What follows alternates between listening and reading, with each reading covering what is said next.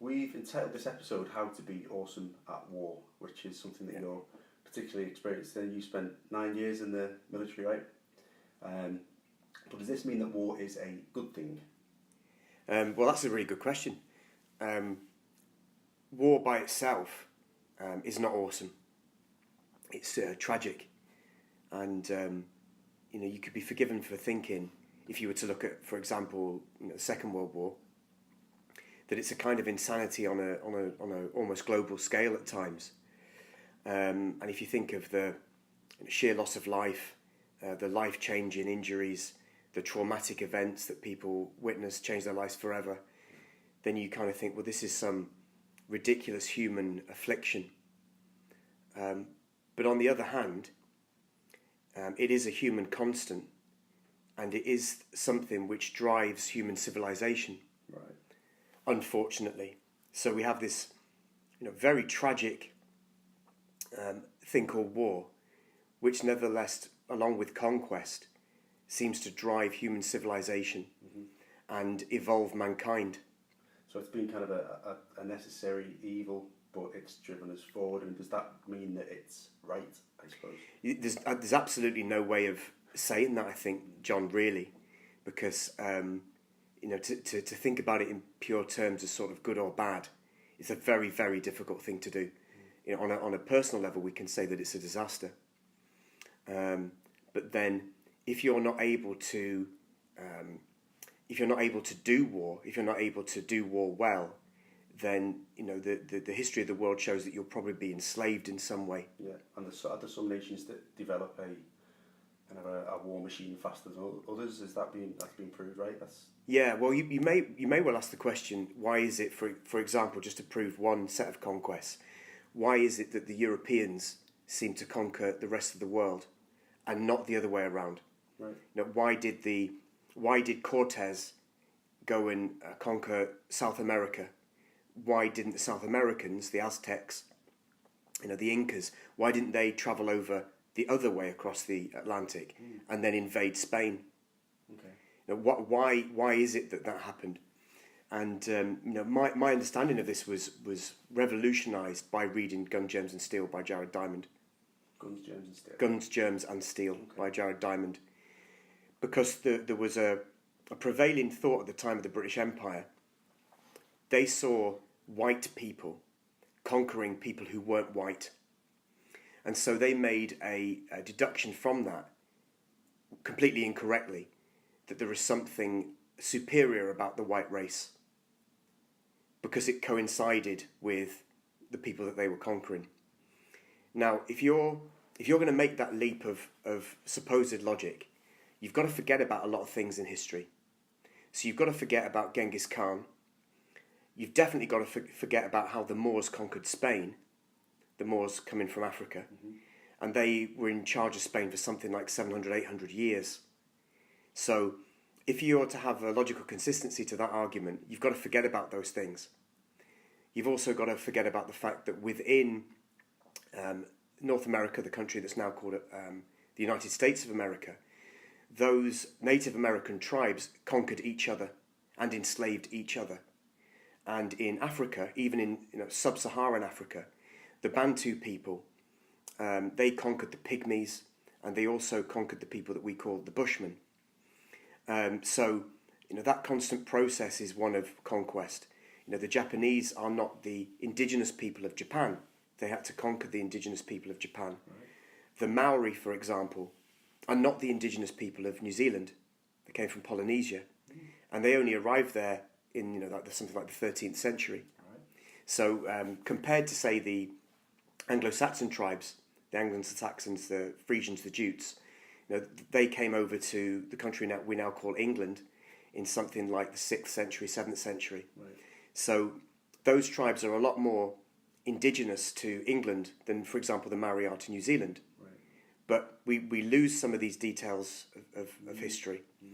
And if you come up with the idea prevalent at the time of the British Empire that the white race is somehow superior, then you miss all of the really interesting history, which will lead you to the point saying some other reason must be responsible for this. Okay. And what in your opinion was that reason, or what is the generally held belief? Okay, so not my opinion, but what I have read in Guns, Germs and Steel, where Jared Diamond makes a really strong case for this, and he says, there really isn't any racial differences to speak of in IQ, for example.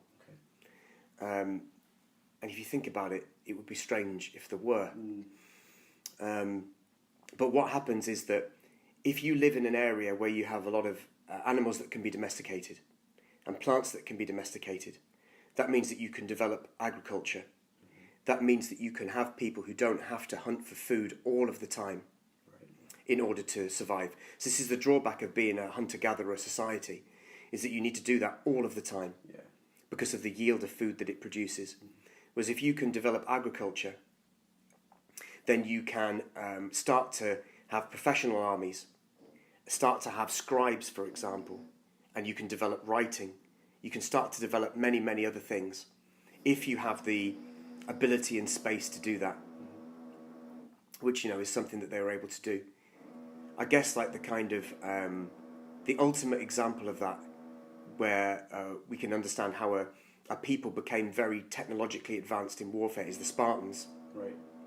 So, for example, the Spartans fought a very long war in order to enslave a whole people, which they called the Helots.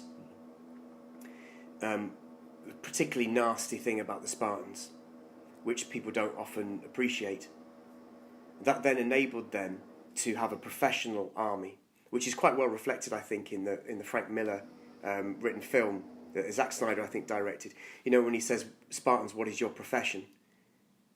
And they're all professional soldiers. Well, they're only able to do that because they enslaved an entire population. Right, okay. And not just enslave them, but they had, their young warriors go and kill people amongst them to continually keep them in a state of fear. And the Spartans declared war on the Helots every single year. They recurringly declared war on them in order that they could have a professional army, which meant that they were so good because they were professional soldiers. What about the Romans and the other great kind of warrior Vikings? Yeah, well, to take the Vikings first, we tend to think of them as sort of barbarian marauders, don't we? Okay. But we forget their technological advances. So they were very highly technologically advanced in shipbuilding, which is part of the reason that they were able to travel to England and start to conquer parts of that. Yeah. Again, rather than the other way around. Okay. So there's a technological advancement they had. Incredible traders, the Vikings, as well. So they had a whole economic machine as well, based on their ability to be mobile, and of course the absolutely tremendous, fabulous seagoers, and with all the kind of trappings of what it means to be a really good seafaring race. Yeah. To the extent that I saw something really interesting where they did an archaeological process on a skeleton that they found, on a Viking skeleton, and the skeleton had groove marks made by the tendons on the bone. So the thing was that he rode so much in his life that the musculature that he developed to do that actually made the tendons put grooves into the bone. Wow, right. So I mean, it's no small feat, but they had that kind of ability where other people didn't. The Romans developed an incredible war machine based on having professional soldiers that did the legionnaires had a 25-year career. They signed on for 25 years, at the end of which they became a Roman citizen, if they made it. But generally they did make it because their army was extremely good. And it had all the support from an empire in order to keep it going so they could be professional soldiers. Right. So technology played a big part, though. That was a huge... Part of how to be awesome at war is to have a whole society, a whole culture which is developed around having professional soldiers. Right. And that, along with that comes a society which is sustaining to the extent that you can have people who just work on the technology of war. Yeah, right. And if you look, for example, I guess people know about how advanced the samurai were at, not them, but their blacksmiths were at making armaments. Right. So how good, for example, their swords were and other elements. The Mongols had composite bows, compound bows that they could fire off horseback, and they got very, very good at the training. and you'll always see these technological advancements. One of the ones that I really, really like is the English archers at the time of Henry V. Right. And what they did was they modified a Welsh hunting bow into the war bow. Right. But around that, they had to develop a whole culture of being trained in it. And I think probably a lot of people know the story about how football was banned in England because they wanted the archers to practice archery. Right. Because it's a very, very difficult skill. So most people can fire a crossbow, but in order to be able to even pull those incredible draw weight of those bows, you have to do it from 5 years old. Like being the best sportsman now, you've got to do it from a very young age, haven't you? So to be that good with them. And I even heard historians say that if the Duke of Wellington had archers, those archers at Waterloo and not musket men, then he would have found it a lot easier. Crazy, right? Because they outperformed those muskets. But you needed a whole society that trained in that in order to make it work. Right. And then that became a war-winning weapon. Mm-hmm. No doubt about it. What about more kind of recent examples? All of the British Army, there's the Nazis. What have we got to say about them? Well, that's really good. If we take the example of the British Army at the time of the New Zealand Land Wars. So again, when was that? So we're talking about the 19th century. So we're talking about how the British conquered New Zealand. Right. And it also gives you a clue to how Cortes did it in South America as well. Okay. Because we tend to have this view that it was the British Army versus the Maori, whereas in actual fact it's much, much more complicated than that, because various Maori tribes fought against each other, and they'd had a war that was called the Musket Wars before then, where Maori tribe fought against Maori tribe. So when the British came in, some of the Maori fought on the side of the British against the other Maori tribes. It wasn't a block of homogenous New Zealand tribes against the British Army. There's more to say about that though, because the British soldiers that they sent were about the third tier of the British Army. Because the trouble is, you run an empire, you're going to split your forces. This is usually why they fall in the end. Right, yeah. A number of other reasons as well. So they weren't even the best, infantrymen that went there. They're like a third tier. But they sided with part of the Maori tribes, and so that's why it's an incomplete picture to just see it as one side against another. But a key factor in the British Army being able to fight was the fact that they were supported by empire, whereas the Maori fighters still had to eat, so they had to go back and do the farming thing. Okay. Again, you see how the technological advantage keeps you in the fight and allows you to keep fighting. Mm-hmm. That's also true of Cortes, in the way that it's commonly held that he managed to completely take over with very, very few soldiers, but he had thousands and thousands of indigenous people fighting alongside him against the other tribes. And of course, what he was very good in, because his country of Spain had been doing it for a very long time, was diplomacy, politics, all those trappings of getting people to fight alongside you, which if you haven't had that kind of culture, you may not see that strategic ability to do that. Mm-hmm. So that is a very key factor in how they're able to do that. Okay. They often say divide and conquer, don't they? Yeah, as being the way that the Europeans did it. And that's certainly true. I mean, the way that the colonial powers went into Africa, again, you haven't got a great block of people. You've got tribes who fight against each other. Mm-hmm. This is the way you uncover the riddle about if you only see in the transatlantic slave trade black people, then European slave traders, and you think, well, how did they get so many slaves then? It doesn't seem to make sense. It's like, how did they, with all those people, millions of people, how did they somehow subdue them, into being slaves? Well, there was an existing slave trade in Africa where, the indigenous tribes would fight each other and get slaves. And what the Europeans did is they acted as the middlemen in a truly shameful episode. We know that, but they paid the African tribe leaders to go and get slaves for them from other tribes, and they paid them in goods, and that's why you have the slave triangle, because they paid for those slaves in goods. Mm-hmm. Then they were shipped to America and in huge numbers to Brazil, and then you've got them coming back from the goods being produced in Manchester and being shipped from Bristol, and then you've got that transatlantic slave trade. So it's much, much more complicated than it looks at the beginning. What was the other thing you asked about the Nazis? Nazis as well, Right. yeah. Okay. Well, you know that my problem-solving remedy is know yourself, know the enemy, know the battleground. Right. So when I was in the British Army, we had no problem studying the Nazis. Well, not the Nazis, that political bit, but studying the German Wehrmacht and the Waffen-SS and their fighting forces, the Luftwaffe, and their navy, to see why they were able to succeed when they succeeded. Okay.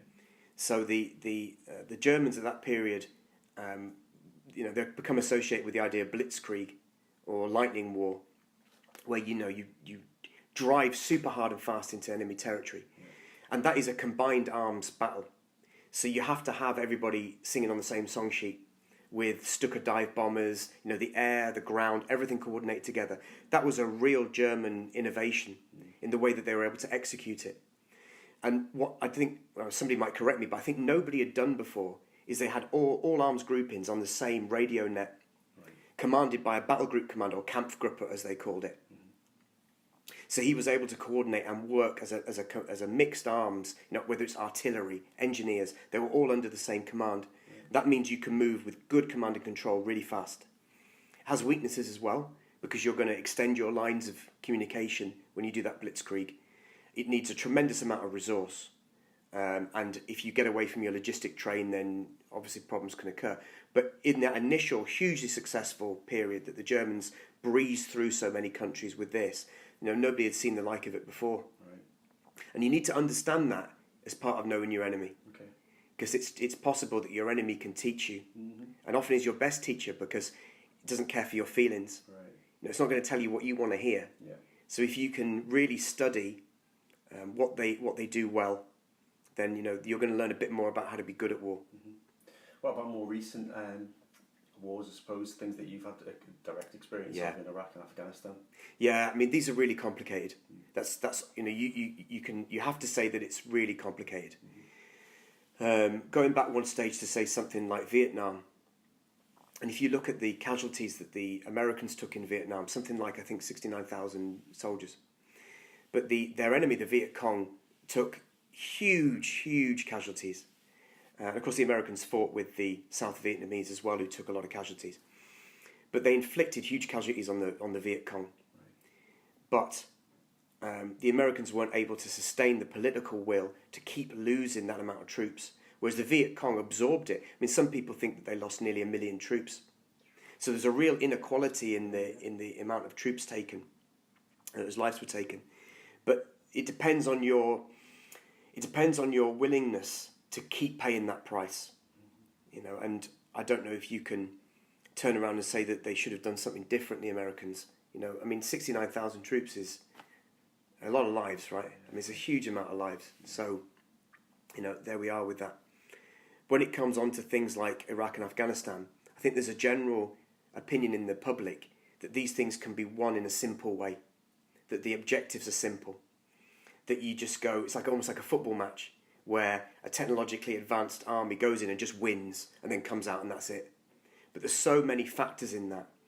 In terms of the pure statistics of winning wars in the way that you inflict more casualties upon the enemy than you have yourself, then that's certainly true of those campaigns. It's certainly true. But there's so many aspects to it. It's not a simple case of you win, you don't win. So people will turn around and say, oh, well, that was terrible, we didn't win. Well, what does winning mean in that context? It's not as cut and dried as, for example, dismantling the Nazis. It's not as cut and dried as going and conquering a country. It just isn't as simple as that. And really, the only thing you can do is lose in a way, if you look at it in those terms. And often only the lens of history gives you the right perspective on what happened. It's very difficult. Yeah. Belfast, you were in Belfast as well, right? Yeah, and the rest of Northern Ireland. Yeah. There's another case, isn't it, where you've got a counter-insurgency campaign. It's not a simple thing. I'm going to talk about selection and maintenance of the aim now. Okay. So the master principle of war in British Army doctrine is selection and maintenance of the aim. That's the most important thing you can do. And I think it says a lot about warfare and humans that the most important thing you can do is simply to choose what you need to do and then to stick to it. Because that is the hardest thing. To choose the right thing to do and then stick to it. Very, very difficult. The British Army were moved into Northern Ireland originally in order to keep the democratic process going, right, and to protect the Catholic community. The Catholic community. Right. Yeah. Where did that go wrong? Yeah, right. Because it was seen as though they were being prejudiced against by the Protestant majority. So the British Army went in to protect them, and you can see there were Catholic crowds cheered the soldiers when they moved in. So when you talk about maintaining an aim, obviously something went wrong, didn't it? Right. And it suddenly became about a fight against the IRA, which was not the original intention, but it became that. And you can argue, it's an argument for sure, that the British Army did much, much better when it concentrated on the aim of supporting the police and upholding the law. Right. And then, of course, it took 25 odd years, 30 years, for the ceasefire to occur and then the democratic process to continue. An interesting historical footnote is my father was in Northern Ireland in his national service, right, when he was in the RAF. And they had some skirmishes against the IRA then. But he told me that even then they knew that the demographics of Northern Ireland would change, and those on the nationalist side would get a much higher vote because the demographic changed. Basically speaking, the Catholics had bigger families than the Protestants. Right. And over time, because we have a democratic process, there'll be more votes, which is what happens. The demographics has changed. Mm-hmm. But he knew that then in the 50s, and yet we still had that horror of the Troubles. Mm-hmm. Whereas he knew then that it would get to a stage when it needed to be democratic. Right. So really the British forces, what they were trying to do is uphold the democratic process, not have anyone take it by force. And then the people will decide. Okay. It's complicated. It is complicated, right. We used to say in Northern Ireland that if you think you understand Northern Ireland politics, you don't. And bearing in mind that we had a lot of, for example, Fijian and Jamaican soldiers. So they're trying to understand the politics of Northern Ireland. We couldn't understand the politics of Northern Ireland. So, that's a very complicated situation.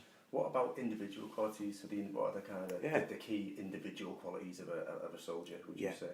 So, I think what you learn from the Spartans, what you learn from the Romans, what you learn from the British infantry, the redcoats, in the way that they fought their wars, is that discipline is everything. Right. Okay. So what the Spartans did is they didn't invent the phalanx. All the Greek hoplites, the infantry, used the phalanx as a formation, but they did it much better than anybody else because of their training and discipline. Mm-hmm. So they acted as one body. The Romans, the same. Yeah. You think of the Romans, you think of the way they acted as a team. So when you've got the Battle of Watling Street, right? So when Boudica rebelled against the Roman Empire in Britain, and she sacked Colchester, destroyed London, and then there came matters to a head at the Battle of Watling Street, which is one of my favourite sort of historical battles to read about. And the Roman legions, of which I think there were 2 legions there, were hugely outnumbered. And we're not sure by how many, but it could even have been 20-1. But it was certainly huge. The amount of ancient Britons that were there versus the Romans, the legionnaires. And what the Romans did is they made with their infantry like a sawtooth formation. Okay. And they put it in a very small space, which in the military terms is called canalization. So the huge numbers of the ancient Britons couldn't outflank them because the Romans were worried about their chariots and their mobility. Right. So they made them fight on a very small front. And the sawtooth formation meant that the huge numbers of ancient Britons that went to fight them got pressed against this sawtooth formation. And all the ancient Britons had put their carriage train, their baggage, their wives, their children in like a ring at the back of them, which actually in the end hemmed them in. Right. And they couldn't run away. Because when they came up against the Roman shields, bearing in mind they'd thrown their javelins, and the Romans at the time used the gladius, a very short sword, and they're just stabbing people in front of them who then couldn't turn around and escape from the weight of numbers that were pressing against them of their own people. Right. And then the Romans advanced and they had people who dispatched, as they walked over the bodies, had dispatched them, and they just kept moving forward. But not too much that they weren't too extended. And then there was basically a rout, but the ancient Britons couldn't escape because they had their own baggage train hemming them in. and it was a huge slaughter. But you had a relatively tiny force of Romans that did that. Yeah. Discipline, acting as one unit. Yeah, amazing coordination, right? And leadership, what about leadership? Right. So that there again is a real key. You've got professional soldiers, you've got professional leaders. They're going to organise your training. They're going to deal with the chaos of war. They're going to be able to flex your tactics as it's happening. They're going to have good communication. This is a time before radios with the Romans, right? Right. So you need really good communication so you can act quickly to changes. That is not to be underestimated. Think about the British infantry, time of Waterloo, where the infantry would often go into squares as a defence against cavalry. And they would have the drummers in those squares who would drum different commands. Right. So everybody could hear them. And the drummers had different markings on their uniforms, so you could spot them out, so that a commander could quickly get hold of them and say, this command now. Now, even then, you think about Charge of the Light Brigade. Look how badly wrong you can get communication. Right. You send the wrong communication to the wrong people, it doesn't end well. So that's how important it is. Okay. What about people being? Are some people more suited to being soldiers than others? Are there kind of individual qualities that give some people more of an edge if they wanted to go into the military than others? Yeah, that's a really good question, isn't it? I suppose the ultimate would be the Spartan system of how they train boys from 7. So, I mean, that is a way that you will very quickly find the right people. And it's almost like, for me, it must be a kind of sliding scale. So that there's an enormous amount you can do with training, a huge amount you can do with training. So those people who would be having some of the qualities of a soldier innately, whatever they are, physical, resilience, you can make them into a good soldier with great training and a great culture. Right. I don't know if we can get around the fact that traditionally the army and the infantry, of which I was part of, has always drawn from the poorer people. Okay. Traditionally, that's always been the case. With the army specifically. Oh well, with all the arms, but particularly with the infantry. I don't think we can get around that. I mean, I have a huge pride in the infantry, and the British infantry in particular. Not personal pride, as we've discussed before, for things that I wasn't doing, but still a kind of collective admiration for their toughness and for their fortitude and all of those things. But they were drawn from, a very active, physical working class, which was the raw material of the British infantry soldier. And then with really good training, you can make them into a great fighting force. Right. Any people who have a warrior culture, will produce good soldiers, and no doubt about that. But whether or not there's kind of a born soldier, it's very, very hard to distinguish, I think. Right. We've talked a lot about psychological profiles, I think, over the things that we've been doing. And it is true to say that there's a much higher proportion of soldiers have ADHD, attention deficit hyperactivity disorder, than the general populace. Right. There's a few theories about that. The one that I like, although it might not be right, is that as humans were evolving, certain people who we say nowadays have got ADHD were the pathfinders. They were the curious. They were the people who couldn't sit down and do one thing. They wanted to know what was in the next village. They wanted to know what was over the next hill. And perhaps there is a certain psychological profile which helps in being a soldier. From my personal experience of people in special forces, for example, I felt that some of them naturally had a less emotional response to external stimulus. Right. Now, you might say, perhaps that puts some of them on the autism spectrum. I honestly couldn't say, because I'm not qualified enough to say it. But from my experience, some of those special forces guys in particular, when you're sitting round and you're freezing cold and you're wet and you're hungry and you're really tired, there are some people who are more likely to feel sorry for themselves. And some people don't even seem to consider it. It's almost like the body that's wet and cold and tired isn't them. Right. It's not even I mean, all soldiers moan, pretty much. I mean, it's a kind of a cliche to say it, but we always sort of said that soldiers have a right to moan. You know, this is rubbish. This is rubbish. I'm freezing. It's cold. I'm hungry. I'm tired. This is rubbish. Right? That's a kind of, you know, almost feeling sorry for yourself. But most people have, you know, that kind of reaction to discomfort. Yeah. But I did notice that some people not so much. And often it was the Special Forces guys who were like that. How much would you say the principles and techniques and that kind of thing that you learned and used in the military have helped you in civilian life since you came out? Have they had an impact on the way you live outside of the army? Hugely, and that's why I continue to recommend it as a career. If that's your bag, if you think that might be your bag, then you're going to get a huge amount of benefit from it. Because what the British Army has been very, very good at over 300 odd years is you come up against the same sort of problems. And so your psychological, your emotional ability to solve those problems comes from a long line of tradition in how not to lose your head when the thing is chaotic. You expect chaos because that's the nature of armies fighting each other. And then you break it down and then you work on what you need to work on. So you've got a physical resilience, which is born of your training. You've got an emotional resilience, which is born partly of your training through challenge and finding out that actually you're not made of glass, from finding out that actually you can work in chaos and not go to pieces by progressively increasing the pressure. And you think, do you know what, this is awful, it's appalling, but I can actually get through to tomorrow. And then I can get through to tomorrow. And then, you know, day by day you live your life, hour by hour if it's bad, minute by minute if it's really bad, second by second if it's all gone crazy. And then intellectually you have a planning process. You can sit down and strategically work a thing out. Right, what are my priorities here? The army is brilliant at working out principles.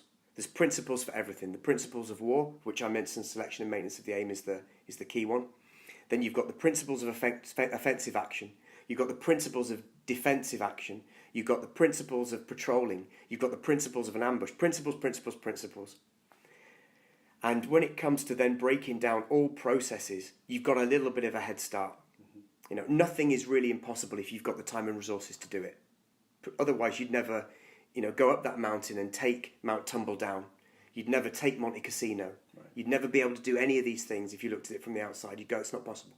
So you came out the military, you can come out the military with a framework then, a framework of principles that you can apply to civilian life and you can use, anyone can use really. Yeah. That's a thing. That's something that is. I mean, I personally believe that the trick, if there is one, is understanding how things are similar, but understanding what the key differences are as well. Right. Between, for example, waging war against an enemy and running a business for profit against competitors. I see. Yeah. There are certain things that you can say are directly similar. Mm-hmm. You know, this is why I talk about know yourself, know the enemy, know the battleground in business. Mm-hmm. So two managing directors, that's why I talk about that. Right. Because there are similarities there. But you need to understand the cultural differences. Right. Otherwise, you're going to try and apply a British Army mentality to a business where it may not fit. And to give you a very specific example, let's say you put a British Army officer straight out of the British Army and you ask him to run, maybe he's been a quartermaster, and you ask him to run a research and development side of the business. You know, don't be surprised if he kills it with red tape. He puts too many processes and procedures in that the guys doing research and development have got no creative space. Right. You know, I'm not saying that will happen, but don't be surprised if it does, if that person hasn't had time to properly understand where the cultural differences are. Mm. And it's very, very important. You can't take necessarily the cultural environment of the army and go, right, well, I'm just going to go and do the same thing. Right. Yeah, that's a really, really important thing. And if you try and do that, you do it at your peril. Right.